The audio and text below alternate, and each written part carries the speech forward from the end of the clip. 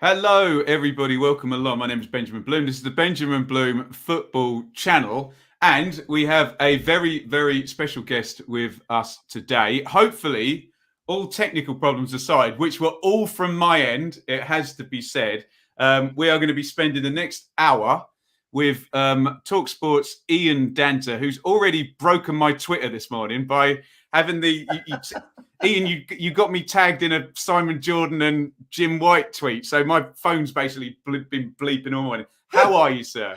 I'm all right. I do apologise for the maelstrom that you've launched yourself into, but when things are happening like they are with the club I support at the moment, then Well, would you believe there's the first comment that's come out on the there it is. the stream today. Honestly, this whole hashtag thing, this Birmingham BHSL BSHL out. That's it. Get it right.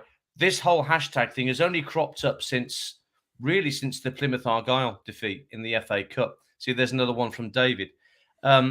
Fans of Birmingham City are starting to mobilise in a way that I haven't seen in terms of a collective of disgruntled Birmingham fans since the days of Ken Weldon, who you're too young to remember, Ben, but Ken Weldon was a previous owner in the late 80s when Birmingham were close to liquidation prior to the Kumar brothers taking over the club, which took us into the early 90s, and they didn't do a particularly good job either. It was only really when David Sullivan, David Gold, Ralph Gold, and Karen Brady came along in 1993 that things started to look up. But we're back there again with Birmingham Sports Holdings Limited and the shadowy ownership pertaining to them, and it's getting pretty serious. Well, incredibly serious. Ian, can I go straight into a question from Patreon? Then I had a whole load of interview questions, but look, we'll go with what people want to talk about. Sure. And obviously, tens of thousands and probably 100,000 of people have heard you talking about Birmingham this morning. I don't want to offend you here because it says "all right, dance." I think he's trying to say it in Brummie. There is nothing wrong with a Birmingham accent. Let's have these stupid surveys. Kick him into touch. We'll talk about that. Let me just pause 1 second. Say a big thanks to Wolves FI, who's donated €3 there on the super chat. Thank you very, very much. We haven't agreed anything. Do you want to split? Do you want 50-50 on your €3? This is Harry Bluenose is asking, how's the campaign actually likely to affect Lee Bowyer and the coaching staff? And he adds, would you be thrilled to see Gold, Sullivan and Brady back? Feels like unfinished business. In answer to the second question, I can't see how David Gold and David Sullivan would want anything more to do with the club. It seems like people have forgotten that there were fans trying to aim punches at David Sullivan on the day we were relegated in 2008, let me get the year right, when Blackburn came to St Andrews on the last day of the season, and the die was pretty much cast, Ben, right? We were pretty much down, barring a freak set of results. We were losing to Blackburn already, and there were fans trying to get at David Sullivan in the director's box and his young son, Jack. These things stay with people that run football clubs. Be careful. I mean, crikey, we said be careful what you wish for when Carson Young got imprisoned and Trillion Trophy Asia rocked up. I think that's fantasy. It'd be lovely to think that somebody could ride back in on a white steed and save us all immediately, but I honestly don't think that individual is David Sullivan or David Gold. They sold us for a lot of money. I love Birmingham City with all my heart, but there's no way that we were worth £81 million to sell to Birmingham International Holdings when we did sell them at that time. And they got their profit out of Birmingham. I can't see them coming back. What was the first point of the question? How does it affect Lee Bowyer? Yeah, does it translate onto the pitch? Obviously, Derby have given a great example of harbouring siege mentality at the moment. It's actually improved them, hasn't it, on the pitch? Well, quite right. And Brian Clough used to say, didn't he, we close ranks. That was one of his great little glib catchphrases to make sure that, all the players understood that there were certain things that were totally beyond their control, and all they could control were the things once they were out on the pitch. any frustration that Lee Bowyer has is probably centered around the fact that promises that were made to him when he was appointed have not been kept in terms of what budget he felt he had at his disposal. Now, in my opinion, him and Craig Gardner did quite brilliantly to get the frees and the loans that they got in the summer. When you think of Tahith Chong getting in from Manchester United was one hell of a coup. And of course, he got himself injured. You can see in the results when he got injured, can't you? Well, he might be back soon because he's on his way back to fitness. And there may well be something in place where Tahith can come back before the end of the season. But yeah, Lee Bowyer and Craig Gardner, who, of course, a former player at Birmingham, Blues fan, sort of Lee Bowyer's right-hand man, they've done really good business. Dion Sanderson was a great loan capture. Ryan Woods on a free transfer. You know, there's lots of good stuff that the playing staff are trying to do with one hand tied around their nether regions.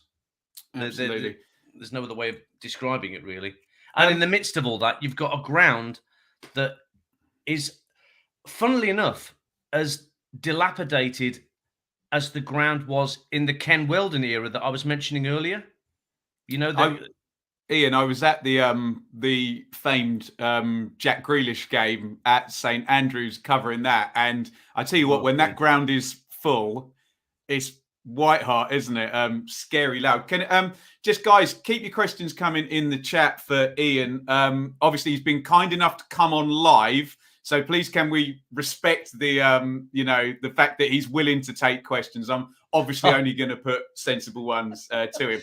Am I getting abuse? Brilliant. You're getting no abuse. I'm just warning people ahead of time. There's plenty of time for that. Oh, don't worry. Look, we've gone straight in hot on the Birmingham stuff. Yeah. Keep it coming. Ian was on White and Jordan this morning. I've just got to go to John's question on Patreon first. What's his take on current ship? Does he see fans being able to force a takeover?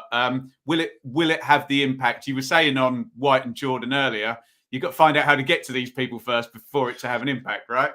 I think that, any Birmingham fans that aren't aware of Daniel Ivory, who's a blogger that you may have seen, Ben, online. Almajir is his Twitter handle, ALMAJIR. Daniel is a blogger who actually uncovered just how bad things were with the previous ownership with Carson Young, and ended up, frankly, smoking at Peter Panu, the former chief executive, and uncovering some of the falsehoods he was peddling. Anyway, on to today.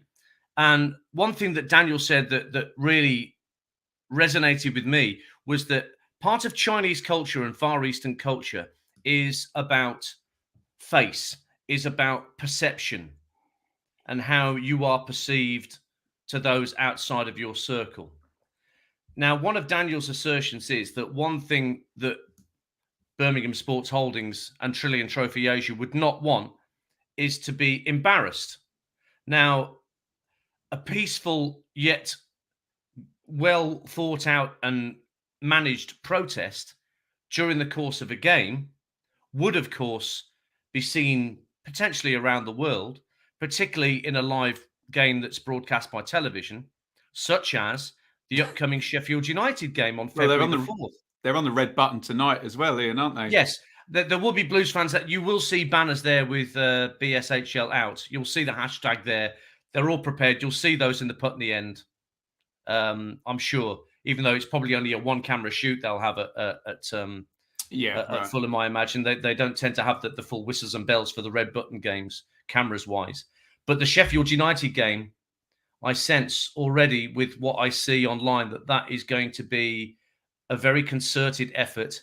And I hope it's peaceful, because the one thing we don't want in any of this is stupidity, Ben. We want fans to react in the right way. But perhaps a concentrated and concerted protest that night, because it's a Friday night game, would, it would get around the world. And whether members of the ownership see it live, they would soon hear about, a protest in the same way that Charlton fans got at Roland Duchâtelet tennis balls and the pigs or whatever it was they threw on the pitch.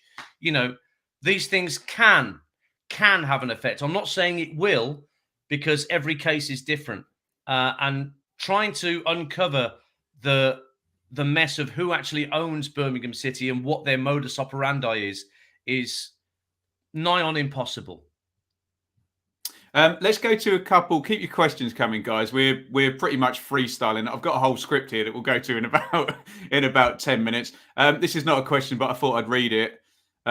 Females from the city of Birmingham have stronger accents than the men. The female of the species is more Dudley than the male. There you go. Because you've never heard that one. No, before. I haven't. I haven't heard that one. I've heard all the drummer jokes, but I've not heard a Brummie joke like that before. That's great. The plain banner got rid of Dong. Do it again. There may be something in that. Yeah, that's very true. Whatever people don't know, but Juan Rain was the former CEO who appointed Aitor Karanka. And when Karanka didn't do a very good job and was fired, he went not long after at the behest of other members of the ownership. The plane may have accelerated that process. That texter or contributor is correct. I wouldn't bother flying a plane over Craven Cottage at 7:45 tonight. I think the people at Heathrow might have some issues with that.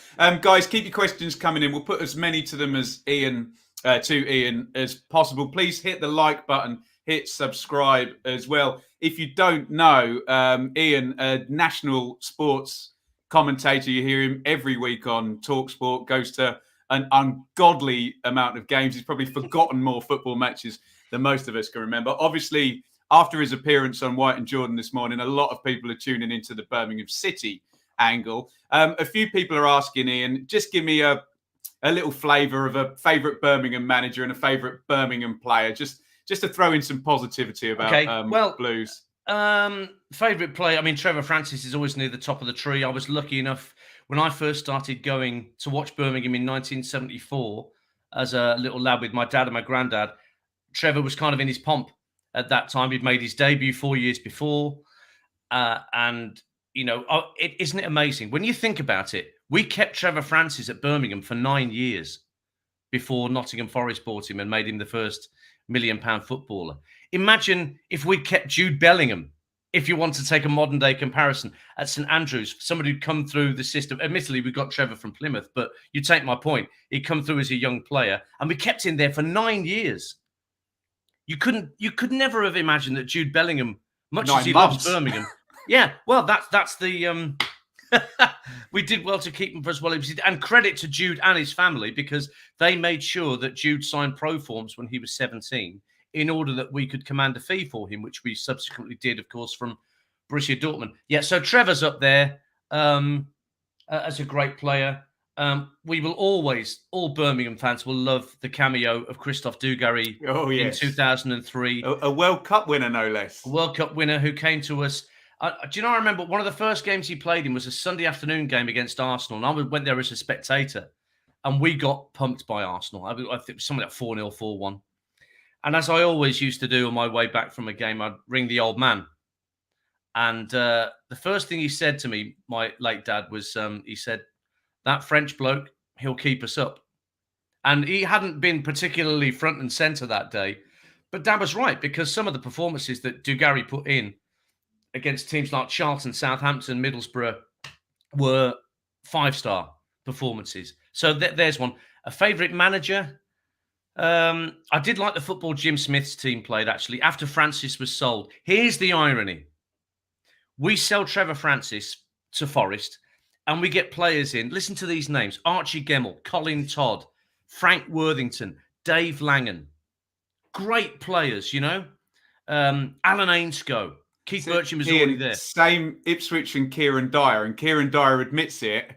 The Ipswich team that got promoted and then finished 5th wouldn't have been built if Dyer wasn't sold. And Dyer was a better player than everyone playing in that team. But I often wonder what would have happened if the Birmingham board had said, "No, what, we're going to keep Trevor and we're going to buy these players with Trevor." You know? And what could potentially have been achieved. But look, maybe Trevor's time was up after 9 years. It's a moot point. But the Jim Smith era had some lovely football. And Steve Bruce will always have a special place in my heart. And, of course, Trevor as a manager for getting us so close. But I'll probably say Jim Smith. And in terms of a cult hero, as a player, John Frayne, a left back in the 80s and 90s. The steadiest Eddie at left back, Ben, you will ever see, John Frayne. Well, we share one, a steady Eddie left back, Jamie Clapham. Do you remember him? Well, he came in the Dugarry transfer window. Yeah. So, and people talk about Dugarry being the catalyst for the recovery, but Jamie Clapham, Matthew Upson, Stephen Clements, just as important in that window for us in 2003 to stay up. But yeah, John Frayne, absolutely loved him to pieces. And some years later, I was so thrilled for him. He won a playoff final at Wembley for Northampton Town with a free kick in the last minute. And I felt I was so jazzed for him, because a player like that needs a moment in his career, because he was just a great squad player. Loved him to pieces, John Frayne. Brilliant stuff, Ian. Brilliant stuff, guys, in the chat. Look, I'm getting loads of questions about Kiss. I'm getting loads of questions about Birmingham. We're going to do a little bit on commentary, and then I promise we'll go to a free-for-all on the questions. So, Ian, your podcast is called The Commentator's Curse. What is The Commentator's Curse, and how has it afflicted you in the worst way in your career? Well, The Commentator's Curse, it just came about because my route into broadcast media was just about as unconventional as it gets. I used to be a guitar salesman in Birmingham. To cut a long story short, I somehow, through doing silly voices of football managers like Graham Taylor and Trevor Francis, got a job on BRMB radio in the late 90s as the flying eye, the travel guy up in the plane, doing the travel reports. And from that, it segued into working as a presenter, and then as a football reporter, which then became a football commentator. So I wondered, I wonder if I've never really heard the backstories of some of my colleagues that I sit in the press box with, and what's their story? Do they all do the hospital radio sort of orthodox route? But as it turns out, with more episodes that have gone by, there are just as many fortuitous kind of sliding doors moments that some of my colleagues have had. So that's really what the premise of the show was all about, and just to find out why, how people got into it, how they sustain their position, and the moments that have worked in their favour. Amazing stuff. Right, Beans, we've got you on. Let's use your expert ear, and I've got a couple of my favourite bits of commentary ever to play to you. Okay, and I want you to tell me why they're great. And I want you to talk about, if you can, the tension between it being a great moment, a great bit of commentary, both, the importance of both. So, and this guy, I think, is the greatest of all time and was on your podcast. So, Mr. Barry Davies, everybody. He has Burchaga to his left and Valdano to his left. He won't need any of them. Oh, you have to say that's magnificent. There is no debate about that goal. That was just pure football genius. And the crowd in the Azteca Stadium stand to him. Inside one, away from another. And the coolness under pressure to play the ball home with the side of his foot.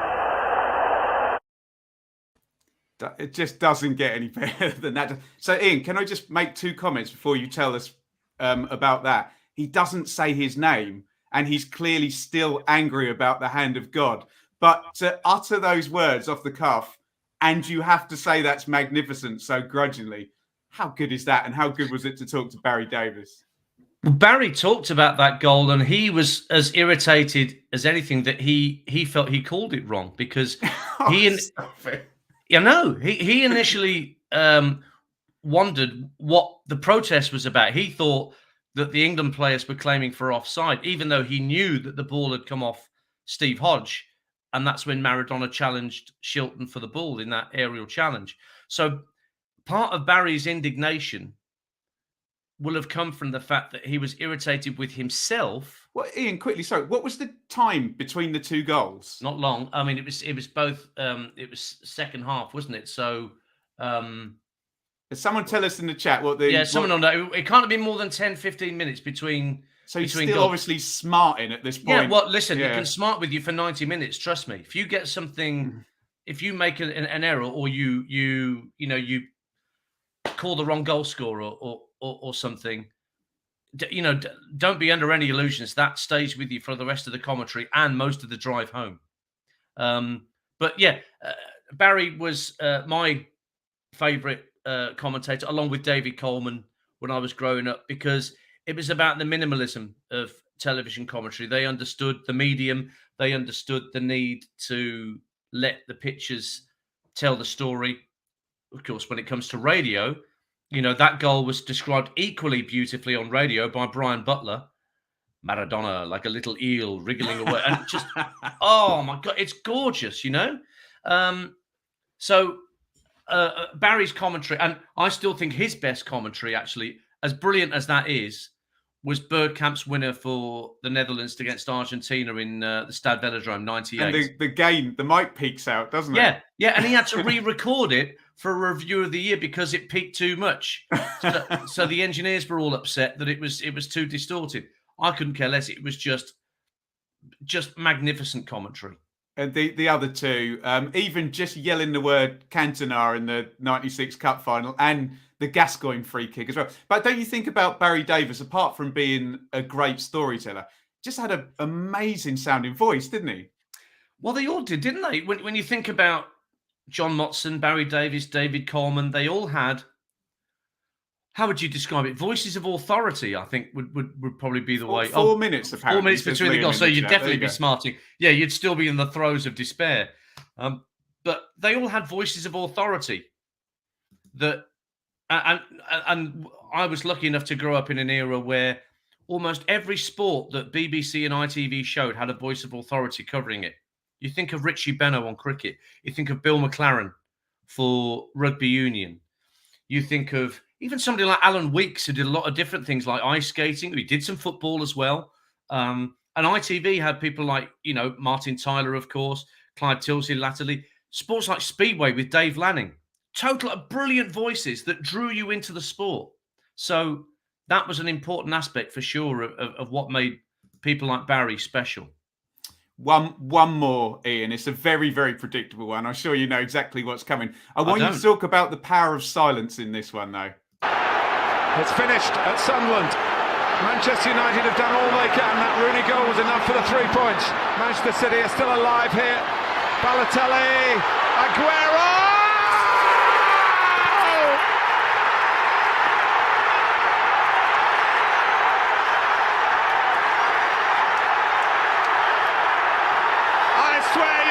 See anything like this ever again.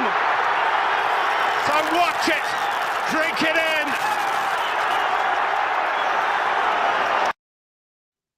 Wow. Is he just composing himself there, or is it because he goes away from being a commentator, doesn't he? And it's just pure emotion, isn't it? He's letting it happen. It's exactly the right thing to do. And I would point viewers to an even better example of that. Winter Olympics, Lake Placid, 1980, in the semi-finals of the ice hockey. Team USA, made up of amateurs, not NHL superstars at the time, beat the Big Red Machine, the Soviet Union, by 4-3. The caller on that game was a chap called Al Michaels. And the unbelievable is happening. The USA are winning 4-3, and the clock's counting down, the clock counting down 10, 9, 8, 7, 6 in the final quarter. They're all counting it out in the crowd. And Al Michaels, as it gets to about 3 seconds, he says, "Do you believe in miracles?" Yes. The buzzer sounds. Players invade the ice to go to the goaltender of the USA. And Al Michaels says nothing for, I don't know, a minute, maybe 90 seconds. And apparently his director is in his ear going, "Say something." And Al's going, no, he's pressing the talkback button, to mute his handheld microphone. I said, "I'm not saying anything. It's all being said for me." And that's genius. I don't think any more can be said about that, in that sometimes, in terms of television commentary, a moment happens and you have to respect it by shutting the hell up. So can you have a great call without it being a great moment? Because I've just given you the goal of the century by Maradona, and along with the Michael Thomas one, the greatest finish to a season anyone's ever seen. Can you have a great? Is it the moments that are great and the commentators just adding to them, just cherry on top? Or can you have a great call without a great moment? No, you don't need the great moment to have a great call. Peter Drury once said to me, when you go to a game as a commentator, you have to walk into that stadium knowing more about that game than anybody else around you. Now, I like that. Preparation is all for people like us in the trade that we do. And it is the classic case of fail to prepare, prepare to fail. I print off I still handwrite my commentary notes. And that's your pinned tweet on your Twitter. So it's at Talk Dance. That's right. TALKDANTS. People can see the sort of things I write down. And as I say in that little video message, I don't use the vast majority of what I've written down, but something in those statistics and little bits I've written down could be brought to bear at an important point in the commentary. So radio commentary, of course, is completely different to television commentary. You've got to keep talking. It's verbal diarrhea, right? You've got to keep going. You've got to keep painting the picture and engaging the listener. And that's something I'm desperate to put across to anybody that asks me the question about how do you get better as a radio commentator. And of course, you have to have your own style. You don't just copy people. You have to have your own, your own way you go about things. But no, it doesn't have to be a great game to be a great moment. And having a great moment doesn't necessarily equate with you calling it brilliantly. It's luck of the draw. I mean, people ask me what my favorite game is that I've commentated on or favorite moments. That's come up a few times. So if he answers now, assume I've clicked on your thing. And okay, well, I mean, there's a reason for this, and it's not necessarily a standout game. But at the World Cup 3 years ago, nearly 4 years ago now, myself, Adrian Durham, Matt Holland, producer Declan, and our Russian fixer Will took a train from Sochi in the south of Russia, which trundled for 11 hours through the Russian countryside all the way up to Rostov in the north. Hole in the floor, yeah? Oh, honestly, it was ramshack. Harry Potter wouldn't have sat in that carriage, right? And it trundled through the Russian countryside for 11 hours. And we were, I mean, it was a test of our collective, morale. But you'll know the skipper, Matt Holland, one of the greatest players to ever wear the shirt and just a lovely, lovely man and a brilliant guy to have around you. Trust me, he's one of the best in the business and just a lovely fella to have. We got to Rostov basically at midnight or whatever it was, and we've got to be at the Rostov Arena the next day for Belgium against Japan, which was the round of 16 side we were doing the next night. And we woke up the next morning still dog tired, still, aching, and thinking, oh, it's Belgium, it's the golden generation. Japan have never reached a quarterfinal. This is an open and shut case. Thankfully, I'd got a lot of that out of my system by the time I got to the stadium, because the natural amphitheatre and the excitement, it pulls you in. And then, lo and behold, what happens? 10 minutes into the second half, Japan go 2-up through Takashi Inui. And you're thinking, I can't believe I'm watching this. Roberto Martinez's Belgium, the golden generation, Hazard, Lukaku, De Bruyne, etc. They get knocked out by the unfancied Japanese. And then to cap it all, Roberto Martinez brings on Marouane Fellaini when he's got other players on the bench who are far more attacking-minded to try and turn things around. And I remember looking at Adrian Durham as the Fellaini sub was made up again. What's he doing? What is Martinez doing? Cue a comeback of the most epic proportions, leading to a winner for Belgium in the 90th minute from Nasser Chadli, once of Spurs and West Brom. But I think and I hope that I called that the best I could possibly have called it, because it was suddenly Japan had a corner. It was caught by Courtois. He bowls it out to De Bruyne. He carries the ball for 40 yards, plays it out to Meunier on the right. I can still see it. Lukaku dummies it and Chadli slides it home. And I did go tonto. I did go absolutely tonto, as you would. But the moment deserved that. And I still see that as the greatest game I've ever commentated on, because I came from a position of doubt when I walked into the stadium to a position of almost incredulity an hour in, to a position of euphoria for a different reason half an hour later. It's hard to describe, Ben. It's really hard to describe, but that was just an amazing night in Rostov. And the beer we had afterwards, Oh my God, I can tell you it was worth it. We found a quiet little bar. Matt Holland was in bed by 10, though, wasn't he? No. Matt, he was leading the charge. No. I won't have that said about the skipper. He was leading the charge. We ended up in a bar in Rostov, somehow the quietest bar, and we just ordered, a beer and a bag of crisps each, and we sat down. It's the best tasting pint I've ever supped in my entire life. It's because you blew your vocal cords out. Yeah, God, I needed a day to recover. Jeez, yeah. Amazing. Guys, so many questions coming in the chat. I promise we'll get to them. Please, let's have them.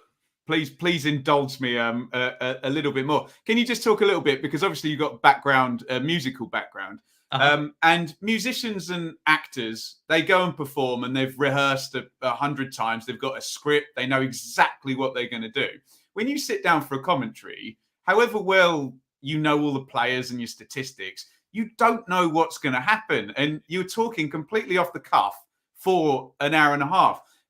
Can you just talk about that as either terrifying or freeing? Oh, it's freeing. I mean, you appreciate it's chaos theory every single time. And my old boss, Tom Ross, taught me this from very early on when I started working for BRMB and Capital Gold as a commentator. He was at pains to point out to me, every single game you go to is a unique sporting occasion. Don't get lulled into the false sense of security. You're going to see a similar game to one you saw, between the two teams 5 years ago, or just because a certain player's on the pitch, he's going to do exactly the same thing that you saw 2 weeks ago. So you have to maintain that perspective every time you walk into a ground, that you're going to see something potentially unexpected, something potentially shocking, something potentially brilliant. And you have to have the vocabulary ready for that, which is where that written preparation comes in up to a point. But yeah, you just have to take it all in. And my job as the radio commentator is not to be, looking down at a piece of paper just in front of me. My job's to be looking that way and describing what's happening for the benefit of those who can't see it and can't be there, to the extent that you have to make sure that you don't just say, like you would say on Saturday, Norwich City kicking from right to left. Well, which stand are you sitting in then? Because I don't know where you mean. So you have to say, I'm sat in the Geoffrey Watling City stand at the back of that, the Barclay end to my left, the Regency end to my right. Immediately you're painting pictures. Norwich get a corner. You say it's where the City stand meets the Barclay end. Okay, yeah, the Snake Pit. I know. That's where. So it's really important. It may seem inconsequential, but, you've got to keep those things going to help the commentary along, and then let the chaos unfold in front of your eyes. Tricky commentary position for you, that one at Norwich as well, especially looking down to... See, I go back to it being called the River End, actually. Yeah, well, there's worse. There's worse than... I mean, Villa Park is pretty much adjacent to the penalty area at the North Stand end. So it's away to the Holt end, away to the right. So, and there was a time when Watford were redoing Vicarage Road, where they put us in the corner of what is now the Graham Taylor stand, where it meets the Vicarage Road end, and you were literally in the corner. You were adjacent to the dead ball line. So anything that happened at the Rookery, and good luck trying to spot a player sticking one in as a commentator. So as it is slightly across to the left, Norwich, you're right, but there's more difficult commentary positions than that. Brilliant stuff. So you're in the Talksport team, and there's a lot of interesting and fun characters. So let's just do a quick fire, and the first thing that comes into your head, I'm going to reel off some names. You've mentioned some of them already. Okay. Alan Brazil. He paid for my wedding and for my divorce with all the overtime I got from him. All the cover shifts I ended up getting on the breakfast show when he failed to show up. One morning, I was at home in my old place in Solihull, and the phone rang. It was dark, just a bit hello. And it was, all right, Dance, it's Dave, who was the breakfast show assistant producer. I said, all right, Dave, what's going on? He said, look, Alan's come in, but we're not putting him on air. Oh, no. Yeah, he'd had a bit of an all-nighter at Langan's Brasserie or something. So he said, "Could you do the first hour whilst he has a kip on the sofa, and we'll see how things look at 7:00?" I said, "Yeah, okay. What's the time?" He said, "It's 5:57." So you immediately you jump out of bed, pull on some clothes, run downstairs, set up your ISDN kit, click it on, it frames, and there's the sports bulletin just finishing, and they've just sent you the script for the opener. So, but Alan, he is the original bon viveur, and he is brilliant company. When you spend time with Alan, as I have, it's a hoot, an absolute hoot. But I am grateful to him for all the overtime. And it's so funny when you tell people he never missed a one-on-one and was one of the best players running in behind you'll ever see. Ewan's TV, on behalf of Watford, I apologise. Not sure a good view would always have been an advantage. It's a great view now. It's a great view now where we are. We're bang on halfway behind the dugouts in that new Elton John stand. It's a fabulous working position now at Watford. What about Adrian Durham? Because he's a bit of a prodder, isn't he, on the radio and on social media? See, I get a lot of this. Adrian is one of the people I'm asked about more than anybody else. I love Adrian to bits. He is incredibly knowledgeable. The amount of work Adrian puts in is way beyond what I do. He's a brilliant presenter. All right, he may rub people up the wrong way, but it's not an act. He doesn't have those opinions just for giggles. He's a genuinely opinionated man about lots of things.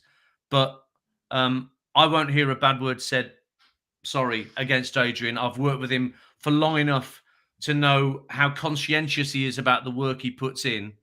And when you listen to him, the one thing is these days I don't really get to listen to his Saturday afternoon round the grounds format because I'm doing a game on Talksport 2 at 3:00 at the same time. But on the occasions when I get to do that show and work with Adrian, I'm metaphorically bowing to him and wishing I could touch the hem of his garment because his attention to detail is second to none.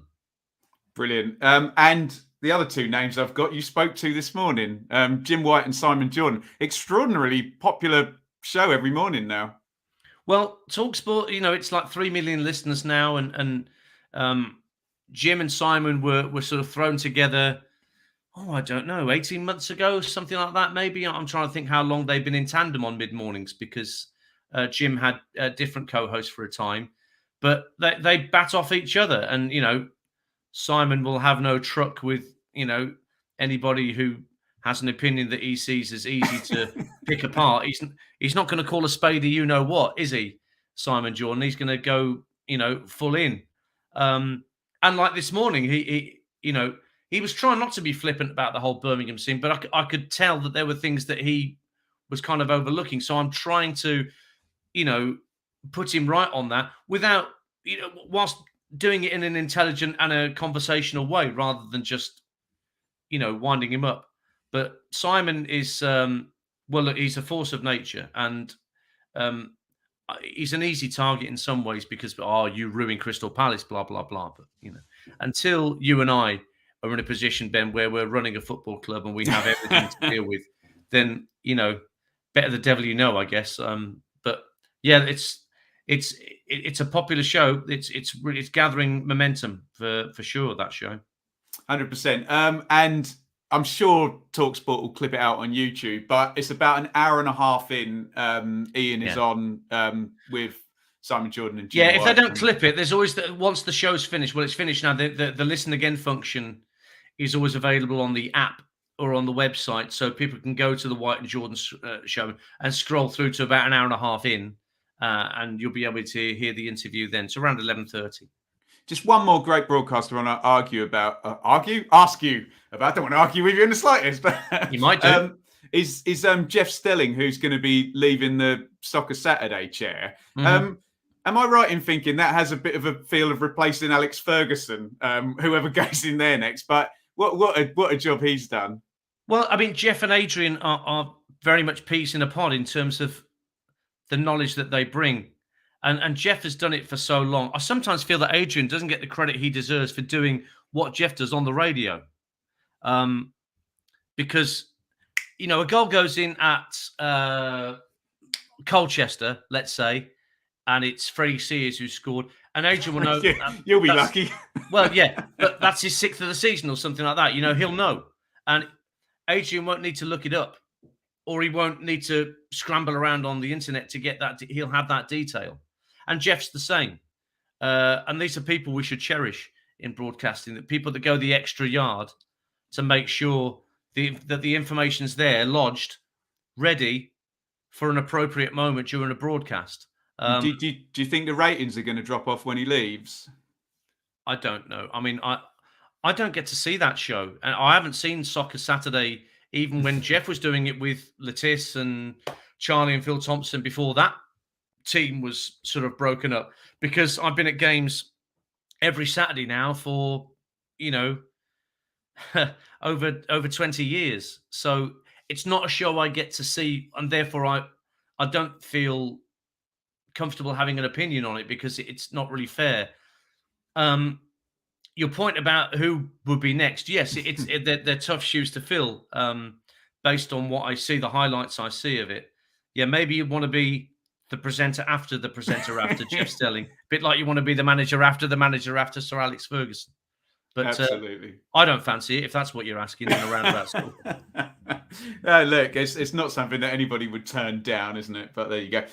Right, we'll go free for all in the questions, but let's just talk about music quickly, because people will see the Kiss artwork behind you, and your profile picture is with one of the world's greatest rock stars on Twitter, is Gene Simmons. So, yeah, just talk a little bit about meeting Gene Simmons, who's a very interesting chap, and the sort of music and football commentary partnership.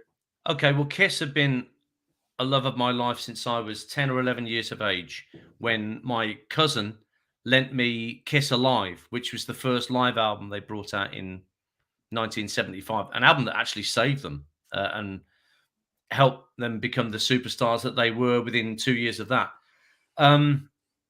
So Kiss, I've loved pretty much everything they've done. I've hated some of it, but I've got a right to comment on that as much as the stuff I love. So Gene and Paul Stanley, that is, I had met Gene and Paul once before in the mid-90s when they came over here to promote the Kiss My Ass tribute album that they'd made, with a load of bands doing Kiss covers like the Lemonheads and Extreme and Mighty Mighty Boss Tones and Lenny Kravitz. But Gene came over in 2013 because he was singing the national anthem at the NFL game that was being held at Wembley that year. I can't remember who was playing, but Gene came into Talksport on the Friday before, and I made sure I was in there so I could, shake his hand again and say, thank you, because being a Kiss fan isn't particularly easy, because you get a lot of brickbats, you get a lot of criticism. What do you like those twonks for? People can't see past the makeup, basically, Ben, and they don't really listen to the music. But to meet somebody like Gene, who is a very serious individual, they say never meet your heroes. That's a load of crap. It's an absolute load of crap. I advise people to meet their heroes, because Gene and Paul, when I've met them, have been nothing other than superb gents to chat to. And I will always love Kiss's music, and I will always fight their corner. Brilliant stuff. Right, I promise now, because I have promised for about the last 45 minutes, we'll go purely to the chat now. So I will scroll up and we'll get previous questions. But if you want to get questions in now about commentary, about music, there's a lot coming in about Birmingham as well. Ian, someone had just pointed out, James, that so you can check out that. Don't do it now because you're watching this, but check out the video of Ian talking to White and Jordan this morning. Now, someone had asked about co-commentators, which sounded like a good question. Do you work with them? What's the role of a commentator? Can you talk a bit about, I think Gary Neville and Ali McCoy seem to be people's favourites at the moment. Yeah, that's true. Yeah, I mean, Ali certainly really gathered pace, hasn't he, with the work he's done for Amazon and ITV and whatnot, and quite rightly too, because he has the love of the game, and the way he talks about a game is that enthusiasm that we all love. In terms of the people I work with a whole host of great co-commentators. I've mentioned Matt Holland before, who's a brilliant analyst of the game. Perry Groves, I work with quite a lot, most Saturdays, former Arsenal title winner. Brilliant sense of humour, does his homework, funny, insightful, great company. I can't think of a bad word to say about Perry because he's just brilliant to work with. And we do, when you work together, game after game after game, you do develop an understanding about, when one picks up from the other, that sort of thing, that sort of sixth sense about knowing when to talk and when to let the other guy come in. So that works really well. But there are so many great co-commentators I get to work with. Adrian Clark is somebody that gets overlooked quite a lot, former Arsenal winger. David Connolly, incredibly more prepared than I am for a game. David Connolly. It's extraordinary. He's got 4 pages of foolscap written out. And when you've done the team news, you look to your left and where's David? He's hiding under the seat on the phone to one of the coaching staff of one of the 2 teams we're about to watch, trying to get some info on a player that we weren't expecting to see on the bench or something like that. Lucy Ward, I've worked with Lucy a few times as well, former Leeds United player. Fantastic. Just, I can't think of any co-commentator I work with at Talksport who's anything less than top draw and makes my job easier because, the co-commentator's job is the classic sort of way of putting it across, Ben, is I say what's happening, they say why. Right, yeah. And if they can't tell me why, then there's almost no point in them being there. But from my very early days doing Birmingham commentaries for BRMB and Capital Gold with people like Kevin Broadhurst, who was the former Birmingham captain, or Ian Atkins, another former Birmingham captain. Another Ipswich name there. Another Ipswich name. But these are guys who taught me very early on just how brilliant they could be. In those 10 and 15 seconds when a ball's gone out for a corner and before it's spotted down and before I pick up commentary when it's about to be taken, those little 10, 15-second vignettes where they point out something I hadn't seen or I hadn't been aware of tactically. And you're almost lucky to have those guys because the really insightful ones, you're sort of thinking someone's going to give them a coaching job or they're going to be back on the inside rather than... Well, you do get that. I mean, I'm working with Simon Grayson next week, I believe, up in Hartlepool. And I've not seen Simon because, of course, he had the job at Fleetwood.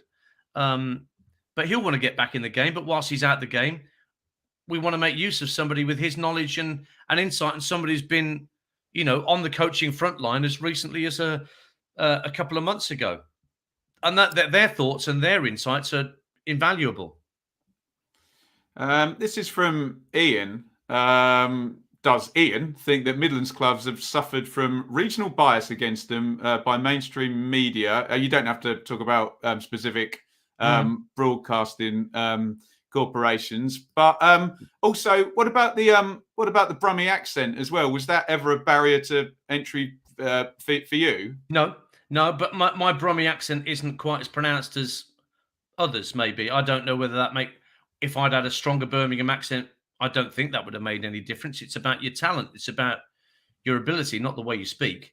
For example, we've got some great voices across the station from different areas of the country. Mark Wilson up in Yorkshire, one of our best commentators, does Super League as well as football, and he does darts with me as well when we do the World Championships. Brilliant commentator. Are there people that don't like hearing him because of his Yorkshire accent? I sincerely hope not.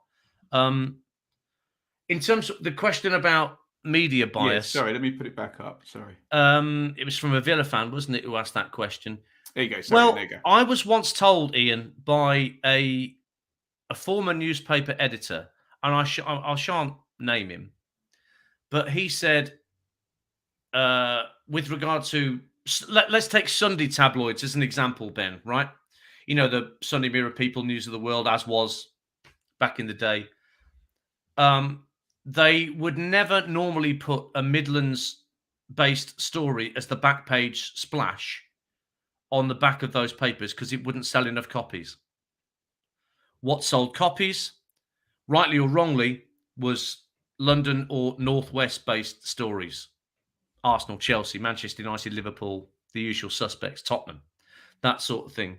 And, of course, the print media is a London-Manchester axis. If you look at where, Can I play devil's advocate though, Ian? Is that biased, or are they just trying to get as many clicks and as many sales as possible? Yeah, I mean, look, it's a business. So that newspaper editor would have said to me, why do I shoot myself in the foot to run a story about Aston Villa, Birmingham City, West Bromwich Albion as my back page splash, when people who live in Dulwich Hamlet are not going to buy it? But if there's a story about it, I don't know. I mean, that was the story I was given. That was the reasoning I was given. Now, with Aston Villa at the moment, you can't help but have brilliant stories about Villa because Steven Gerrard's there. And Steven Gerrard is a huge draw in a way that, much as I loved him, John Gregory wasn't. Even Graham Taylor in his second spell wasn't. Joseph Venglos, no. Ron Atkinson was. Ron Atkinson was a draw, But you've had a succession of Villa managers that don't really attract the interest of national newspapers. But hang on, Steven Gerrard, wait a minute, and he's just signed Coutinho. Nice. That takes Villa to a different level for me in terms of the interest that not only you and me that love football, but what would entice somebody to pick up a newspaper on a Sunday or any other day of the week? There's a Gerrard story on the back page about, he's signing Coutinho. Wallop, hand your money over the counter. Yeah, that just stands to reason for me. There's not a deliberate bias so much. The problem is that so many of the trophies and so much of the success that's happened in English football in my lifetime has been concentrated around London and the Northwest. Villa had their time in the early 80s, winning the league title and then European Cup. But, that soon faded. And they were relegated just a few years after and came back. You think of the Northeast, think of all the extraordinary support that's garnered by Newcastle, Sunderland, Middlesbrough. And what have they won in my lifetime? Sunderland won the FA Cup in 1973. Middlesbrough won the League Cup when Gareth Southgate was there. That's it. Whereas you look in the Northwest and you look in London and the surrounding areas, it's just awash with trophies and awash with stories. So I'd like to think, Ian, in answer to your question, that there isn't a bias. But if there is,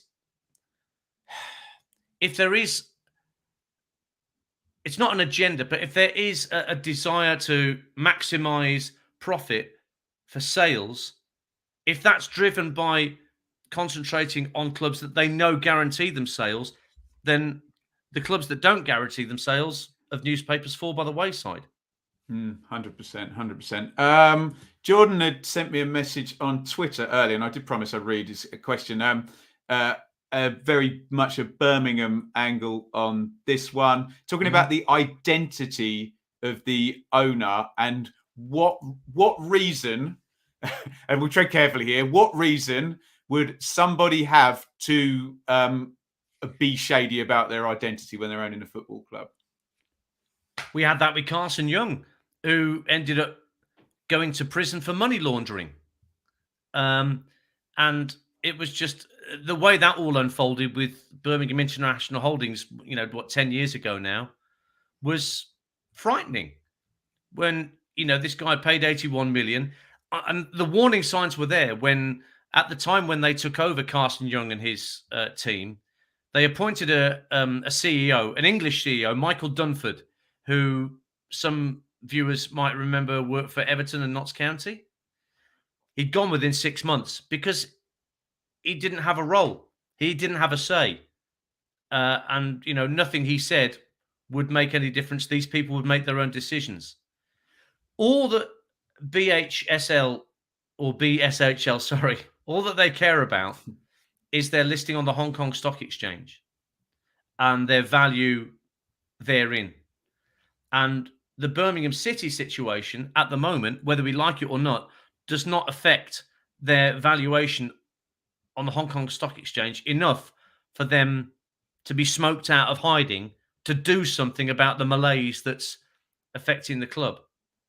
So if buyer A comes in and says, right, I want to buy Birmingham City off this lot. Who do I speak to? Good luck, because there's Vong Pech, there's Edward Zheng, there's Paul Swen, there's the elusive Mr. King. And they're all splintered in different parts of, whether it be Cambodia or whether it be Birmingham or China. It's the needle in a haystack thing, trying to find the necessary people to smoke them out. And maybe going back to the point that we had at the start of this, Ben, is maybe why a protest by fans at an upcoming game that's seen around the world might embarrasses them, yeah, enough that they might make themselves known a little bit more. It's really hard to say, but unfortunately, it's been allowed to happen. It's the boiled frog thing. It's been built up, that the secrecy and the cloak and dagger is built up and built up and built up to a point now where, we're in it now. And it's going to take an awful lot of extrication to get us out of the situation we're in. Well, and if the Charlton example is anything to go by, this can run and run and run for a long time. Well, the lucky thing for Charlton was that De Châtelet was much more visible. He may not have been at every Charlton he wasn't backward in coming forward, was he? No, exactly. So he would go on. He'd speak to Jim and Simon, wouldn't he? And he had a voice. Now, whether the Charlton fans liked it or not, at least there was some sort of line of communication there. There is none with the Birmingham hierarchy. None. And better men than me, Ben, have tried to open those lines of communication. Far more connected people than me have tried to open those lines. I don't pretend to be, I'm a commentator, broadcaster. I'm not the sort of investigative journalist that some of my colleagues are. And they're struggling to make inroads. So it's really unfortunate because in amongst all this, the club looks tired. The ground is tired. Of course, about the stands and the problems that we've mentioned with the Tilton and the Kop. You look at the flags flying above the Kop stand, looking ragged. Everything needs more than just a lick of paint, Ben. It needs. And I know people can be a bit mocking of that, but I always think how the ground looks is quite a good canary in a coal mine for how a club's being run, isn't it? I remember going to Hereford for a cup tie some years ago, into Villa, I think it was, and I'd never been to Edgar Street before. And they were still in the Football League, I think, at that time. Maybe they'd just gone out. But I walked around it. I thought, what has happened to this place? Why has this been, the sort of the corrugated iron sort of in between the stands? It just looked thrown together somehow. And it was really saddening to see that a club that, I'm sure is a very important part of the Herefordshire community had been allowed to fall into such disrepair. I've not been back since. I do hope that things have improved at Edgar Street, and obviously, there's a Phoenix club that's arisen and whatnot. So, we're not the only story in town when it comes to a dilapidated stadium and a disenfranchised fan base. But it just so happens that we've got a fan base that's mobilising more at the moment to try and do something about it, which is to the fans' credit. Absolutely. Right, we'll do one more, guys. If you want to, in the chat, thank you so much. If you want to say thank you to Ian, you can do now, and we'll pop them up at the end of the stream, which will just be in a couple of minutes. I just wanted to put this one up, see if we can help Ollie here. Currently do sports journalism. What advice would you offer to a young professional in your line of work? Well, for reasons I've given earlier, I always feel a little bit fraudulent offering advice to people who are taking the conventional route, Ben, and doing because sports journalism courses simply didn't exist at the time when I could have gone to university. I didn't go to university. At that age, I thought I was going to be a rock star, and university just didn't interest me. Advice.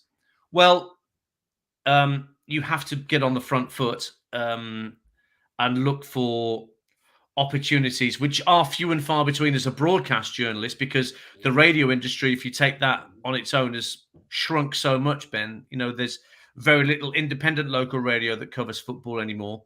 The BBC local stations have the whip hand now when it comes to live football coverage of local teams.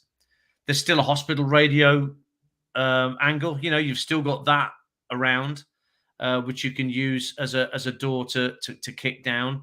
And of course, clubs have their own commentary streams. They have, commentators that work. I was chatting to a young lad down at Exeter about a month ago who was studying down in Exeter. I don't think he was an Exeter fan per se. And forgive me if I've got this wrong, but he got a job doing commentaries for the online Exeter, the iFollow service that they have. So depending on where your correspondent came from, I don't know what part of the country they're in. Looked like it was a Forest shirt in the background, okay. So I'm going to guess around there.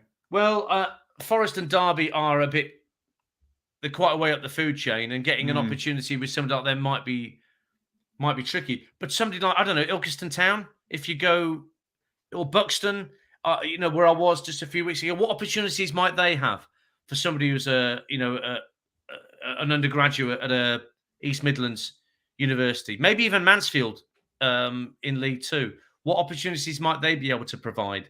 But you might have to look in non-league first and look around and see what your skill set could bring to a particular club. That's probably the best advice I can give at the moment, because clubs are taking control and have done for the last 10 years far more of their own commentary output. Brilliant stuff. Well, Ian, there's loads of thank yous coming in from the chat. He's jumped from 3 million people on Talksport over to our channel. So, Ian, thank you so much for coming and spending an hour with us. And obviously, on behalf of all of us who might have been to a 12:30 game driving back, thank you for all the commentaries. And that's most kind. Particularly from the Birmingham fans who seem very happy with you today for, talking about the sort of plight and the campaign. It'll never last. I'll say something stupid somewhere down the line. There you go. So thanks from Nat and Colt, David, Liam, John. Let's hope for less than 4 goals tonight. I'm not worried at all. Yeah. It could be a case of FFS against FFC tonight if we're not careful. Oh, stop it. Going to Craven Cottage. Balboa guy they've as scored well. 13 goals in 2 games, man. Why shouldn't we be going down there? But then it's the Championship. Stranger things have happened, right? I think the projection now extrapolated is 114 they're going to get if they carry on at the same rate, which is just ludicrous. Thank you, George Jim. Friend's back tonight. It's all right. It's all good. JC, good to see some mainstream coverage on Blues. Well, that was Ian. Not necessarily mainstream on him, but there you go. Ian, thank you for answering the question. Interesting discussion. Great. Right, thank you, everybody, for watching. Before you go, so it's the Commentator's Curse, which is down all the podcast, Spotify. Yeah, I haven't done any for a couple of weeks. They will come back before too long, but there's a good 19, 20 episodes that people can dip into. They're fairly timeless. They're not, specific to any particular week. So you can start with episode 1 that was Guy Mowbray and Ian Crocker and work your way through to the most recent one, which I really enjoyed, with John Anderson and Mike Ingham, the former chief football correspondent of the BBC. And again, from my point of view, the greatest of all time, Barry Davis, is on there as well. So yeah, and it had to be on his own. I couldn't do him with anybody else. I had to be Solomio with Barry for that one. Oh, yes. Amazing stuff.